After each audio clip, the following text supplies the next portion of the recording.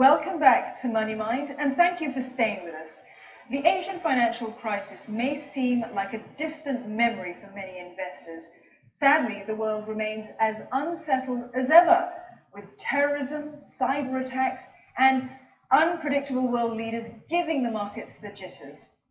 Against this backdrop, we take a look at how investors should position themselves in equities in the second half of this year. Just what are the risks and where are the opportunities? Jonathan Pierce asked the experts for their take on global equity markets. Global equity markets have certainly proven resilient in the last year. From Brexit to terrorist attacks and even the shock election of Donald Trump, nothing seemed to dampen the markets for long. In the US, the S&P 500 has risen 8%.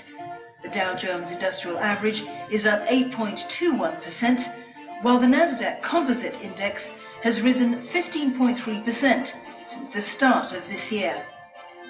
Over in Europe, the UK FTSE 100 Index is up 4%, while the Euro Stoxx 50 Index has risen 8%, and the German DAX Index is up 11.5% since January this year.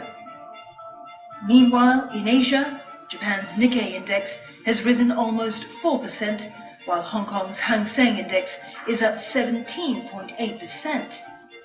Singapore's ST Index also performed well, rising 11.5% over the same period. But this stellar run has led to a new worry, that the markets have simply been too good for investors' own good. Some experts say investors should also keep an eye on Southeast Asian markets like Singapore. I think the Singapore market has done very, very well over the last 6 months of the year, particularly the first quarter. The first quarter, I believe the catalyst was one of the best performing indices globally. But that said, I think that going ahead, the performance will likely simmer down a little bit. There should be some volatility, but we'll still end off higher than where we are today. So some of the sectors that I think look exciting include the property sector, hospitality, as well as manufacturing.